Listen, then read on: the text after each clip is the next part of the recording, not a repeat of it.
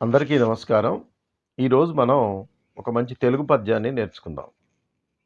అనగననగరాగమతిశయిల్లుచునుండు తినగ తినగవేము తీయనుండు సాధనమున పనులు సమకూరు ధరలోన విశ్వదాభిరామ వినురవేమా. వేమన శతకంలోని ఈ పద్యంలో చాలా మంచి అర్థం దాగి ఉంది. ఈ భావాన్ని గ్రహించడానికి ప్రయత్నిద్దాం. చూడండి ఏం చెప్తున్నారు ఇక్కడ. అనగననగరాగమతిశయిల్లుచునుండు.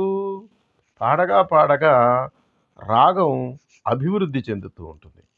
అంటే ఏదైనా ఒక పద్యాన్ని కానీ ఒక పాటని కానీ మీరు పదే పదే పదే బాగా శ్రద్ధగా ప్రాక్టీస్ చేసినట్లయితే మంచి రాగం అనేది వస్తుంది. అదేవిధంగా ఇంకోటి చెప్తున్నారు ఉదాహరణ. తినగ తినగవేము తీయనుండు. తినగా తినగా వేము తీయగా ఉంటుంది. ఏమిటండి వేము అంటే వేప. వేప ఎట్లా ఉంటుంది? చేదుగా ఉంటుంది. కొంతసేపు నవిలిన తర్వాత అందులో తీపి అనేది మనం గమనిస్తాం.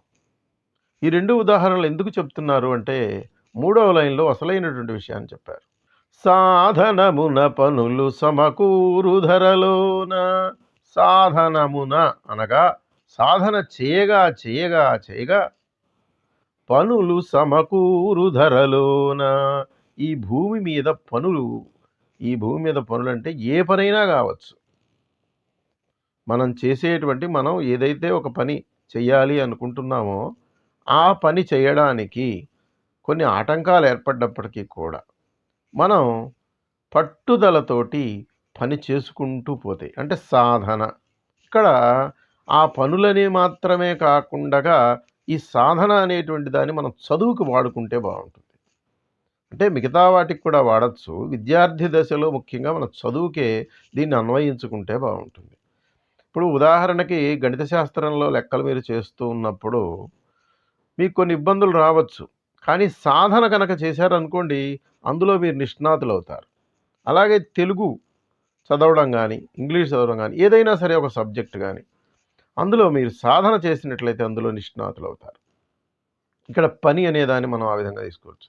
అలాగే ఇతర పనులు ఏవైనా సరే కుట్లు అల్లికలు ఏవైనా సరే మిషన్ కానీ ఏదైనా నేర్చుకునే పని కానీ ఏదైనా ఉన్నట్లయితే మీరు సాధన చెయ్యాలి. ఈ సాధన అనేదాన్ని మనం అప్లై చేసుకోవాలి. చాలామంది మొదలుపెట్టి 4 రోజుల తర్వాత ఇది మనకు సరిగ్గా రావట్లేదు అని వదిలేస్తే ఏమిటి లాభం?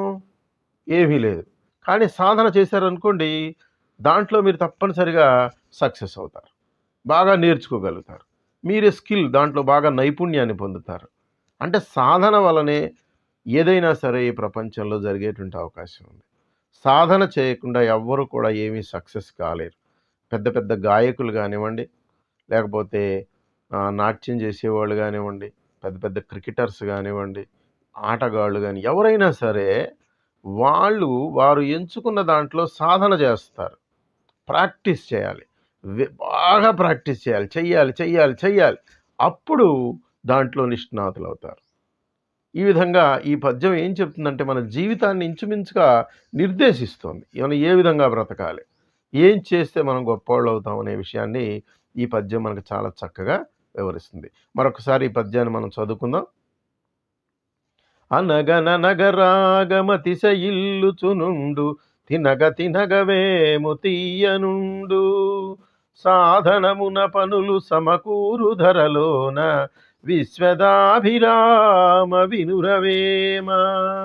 అలవాటుగా మరొక్కసారి చెప్తున్నాను. విశ్వదాభిరామ అని అనండి. చాలామంది విశ్వదాభిరామ అని లేకుంటే విశ్వదాభిరామ అని అంటున్నారు. అలా అనకూడదు. శాకి వావత్తు ఉన్నప్పుడు స్వ అనే శబ్దాన్ని పలకాలి. అందరూ గమనించగలరు. విశ్వదాభిరామ వినురవేమ. Thank you for listening to this. Like చేయండి, షేర్ చేయండి, సబ్స్క్రైబ్ చేయండి నా ఛానల్కి. Thank you.